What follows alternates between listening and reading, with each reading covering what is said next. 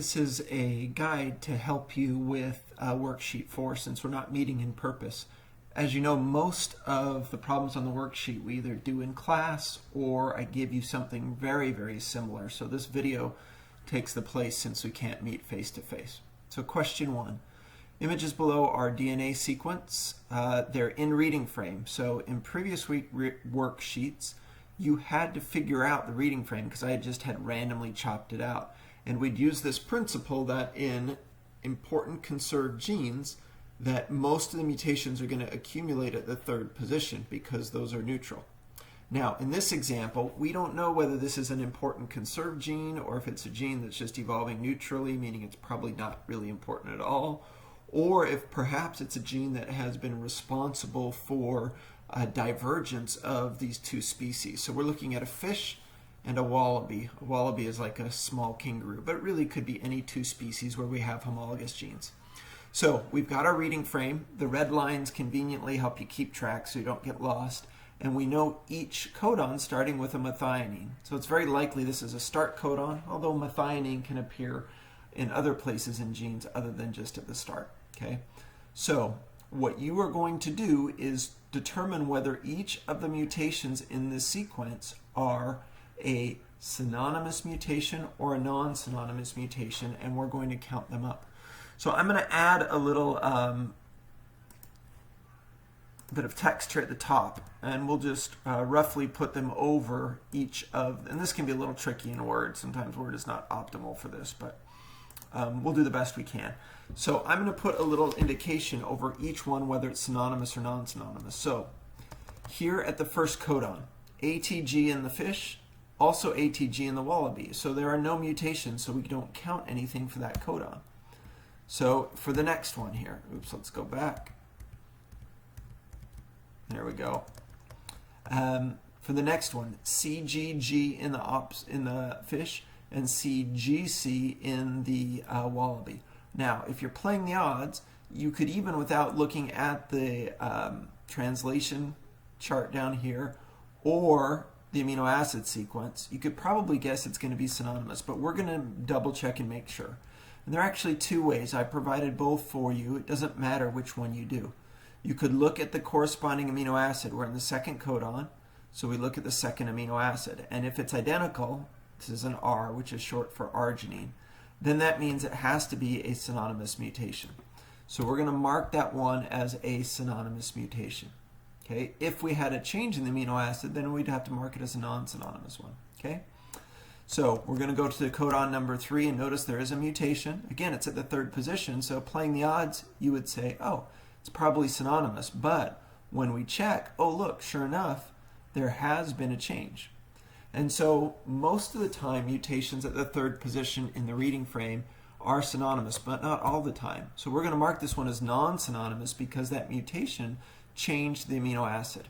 Now, quick aside, we don't know what the ancestral mutation or the ancestral amino acid was. For instance, we don't know if it was a CAC and a mutation in the fish changed it to a G, or if maybe it was a CAG and the mutation in the wallaby changed it to a C. To do that, we'd need to gather more species and make a phylogeny and map those changes onto that phylogeny. But for our purposes, we don't need to get that complex. So we're going to do the third one here, and then I'll let you finish up with just one other little caveat. Okay? Fourth codon, CCG versus CCC. I compare the amino acid and its proline. Now, if you don't want to compare the amino acid, I think that's the easiest way. You can always just translate it. So CCG is proline, CCC, oh yep, also proline. So that's a synonymous mutations. Now, I'm going to let you mark number 5, 6. I'm going to look at 7, and we're going to need to make a little bit of an adjustment for number 7 here. Okay? So I'm going to skip ahead. I'll let you do 5 and 6, and then I'm going to do codon number 7 here. Now in codon number 7, there are two different mutations that we need to count. In the fish, it's a TTT. In the wallaby, it's a TGG. Okay? So we need to count those. Now, the very first thing we're going to do is look at amino acid number 7. 1, 2, 3, 4, 5, 6, 7.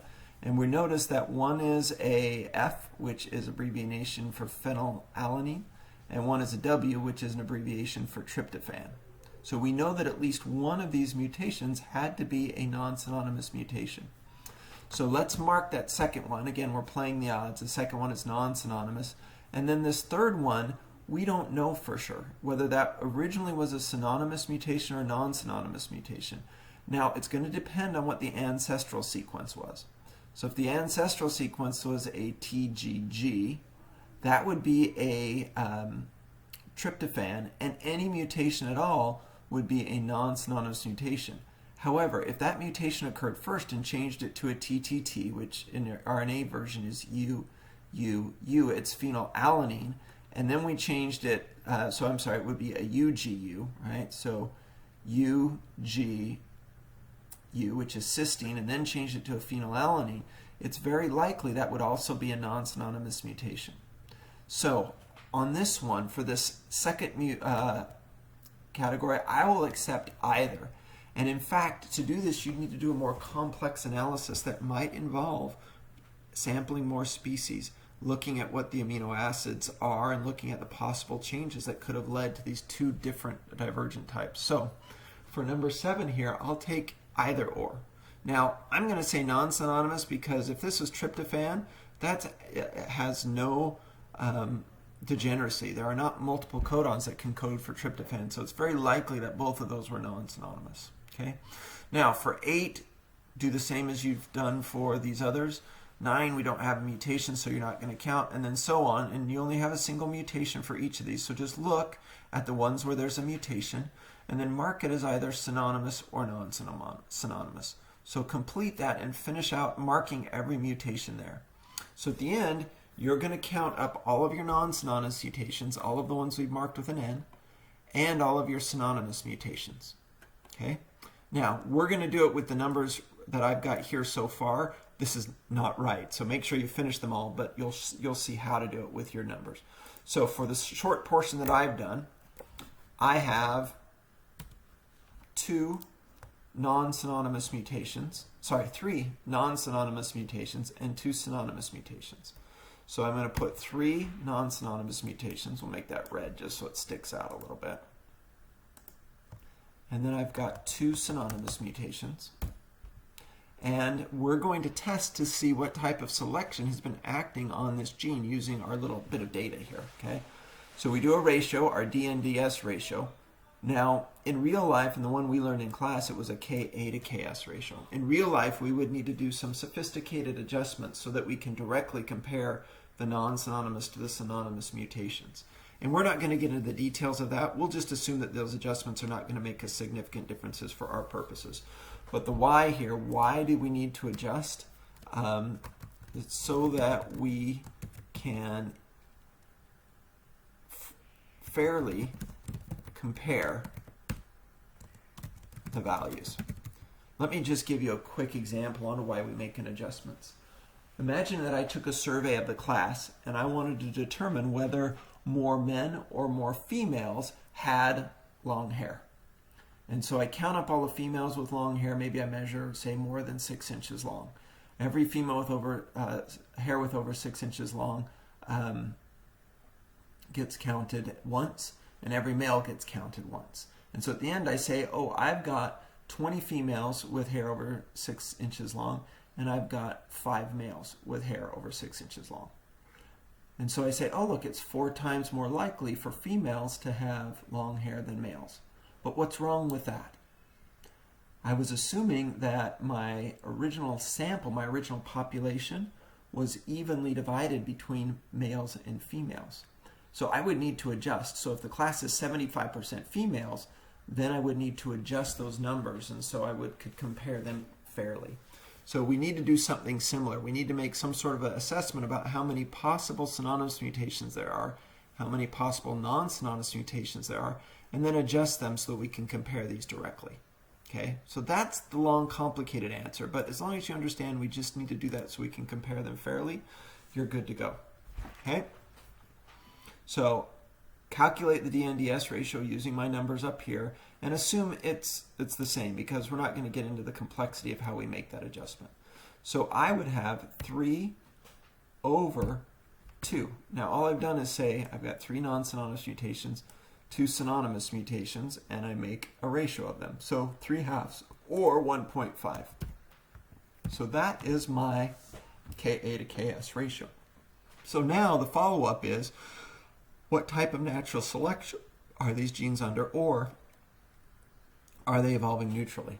Now remember what we learned about this Ka to Ks ratio, that if this ratio is equal to 1, then that means neutrality.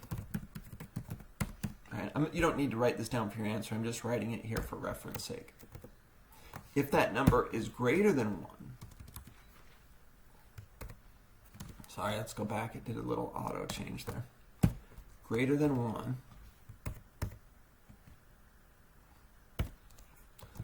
that means positive selection.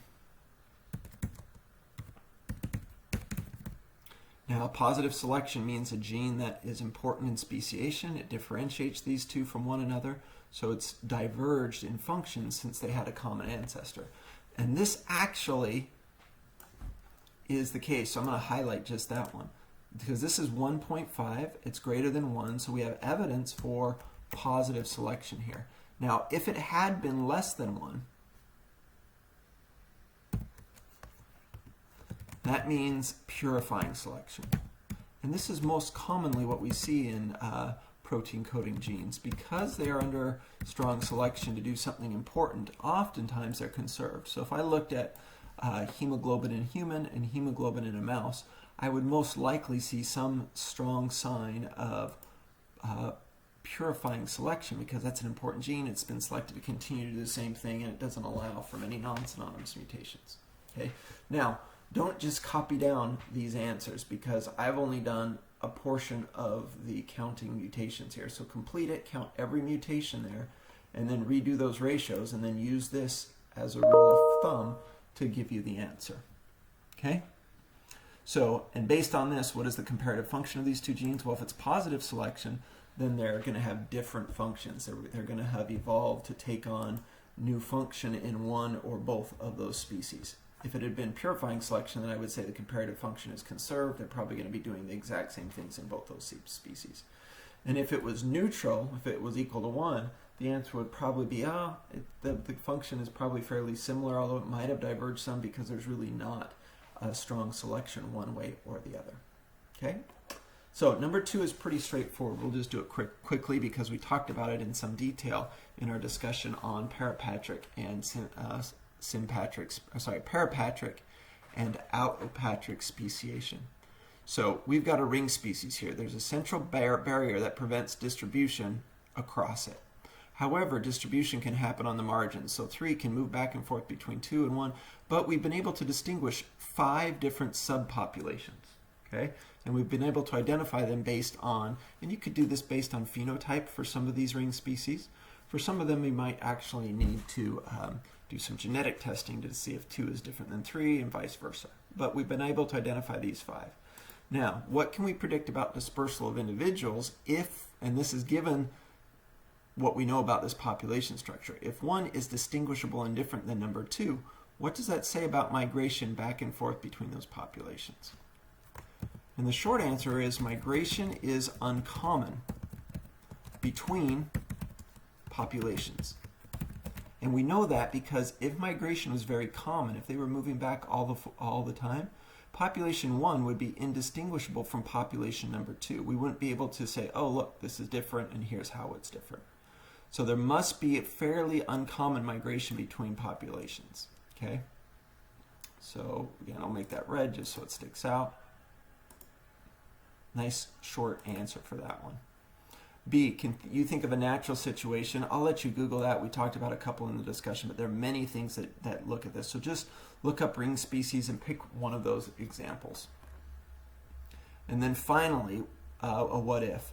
If population 2 and 5 became extinct. Now, remember, in this example, 1 can mate with 2, even though it's uncommon, but there's a little bit. 2 can mate with 3, 3 can mate with 4, and vice versa. So if they're close or overlapping, mating can occur. But 3 is incompatible with 5 and 1 because it's not close enough and there hasn't been enough genetic exchange. to allow for easy mating. Maybe the offspring don't do well if 3 and 5 mate, so we get very little gene flow from one population into the other. So if 2 and 5 go extinct, then suddenly instead of one population, one species maybe, with all of these subpopulations, in reality we have 2 species. We would have species composed of this population, number 1, and species with 2 subpopulations, and both of them would be incompatible. So using that biological species definition, so by a biological species definition, we now have 2 distinct species.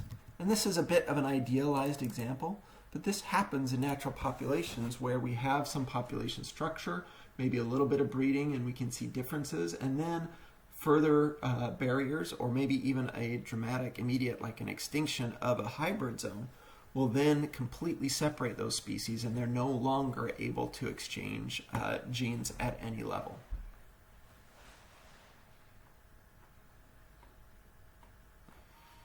Okay, number 3.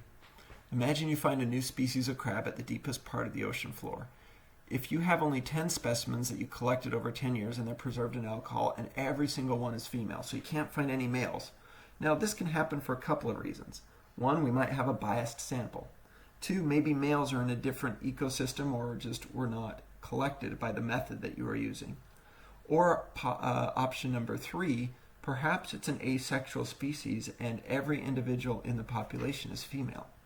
Now, we can't go back and collect more in this example because it's a extreme environment, takes lots of time and money, energy, resources. We just can't do it. Okay, so how could we tell whether it was option 1 or 2, or if it was option 3, being an asexual species? Okay, now in the lecture we looked at this, but let's just review it quickly. We can do a phylogeny looking at relationships with the mitochondrial genes, and another with nuclear genes. If this is a completely asexual species, then the mitochondria history will match the nuclear history because everything is inherited along the same lineages. We don't have any mixing and matching. You don't have, for instance, 2 siblings who trace alleles back to different grandparents and have a mixed up history in their nucleus. So mitochondrial genes always come from the mother. Nuclear genes come from both mother and father, and they are mixed and matched with each generation. So a phylogeny looking at relationships within the mitochondrial genes and another with nuclear genes. If these phylogenies match, then the species must be asexual. Now, if those relationships don't match, if they're widely different, then it's a sexually reproducing species. And then we need to go back and reassess options 1 and 2. Do we have a biased sample? Perhaps we do have males somewhere in our sample, but we don't recognize them because they're so sexually dimorphic when compared to the females. So a number of different potential outcomes there that we would need to look at.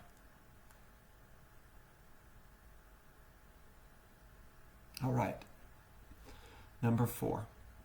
Antagonistic coevolution occurs when there are different selective pressures between the sexes. In some extreme cases, this even results in sperm toxicity, in which proteins contained in the semen are toxic and decrease the lifespan of the female. This is unusual, but occurs in some insects. It's kind of an extreme form of antagonistic selection between males and females. Okay? So what type of mating system is this most likely to evolve in? Okay, now in the lecture we talked about monogamous versus polygamous, right? And we looked at a couple of other ones too. Polygamous is a general term for polyandry, polygyny, and polygynandry, which is a mix of both multiple males and multiple females in a single mating group. So of all those 5 that we talked about, which is most likely? Now, in a monogamous system, there is no advantage, obviously, to having harm come to your mate. So anything you do that harms your mate is going to be a detrimental behavior. that will in the long run be bad for your mate, also bad for you because you depend so much on your mate. So the most likely we almost always, in fact, only really see these in promiscuous mating systems, meaning that there is no pair bonding at all. You mate once and then you're off. And in those cases, in the right environment, it's not very common even in promiscuous systems, but in the right environment,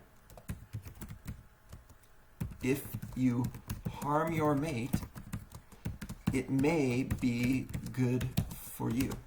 Now you're thinking, wait, how can that be? How can harming your mate be of benefit to you? Don't you rely on your mate for reproductive success?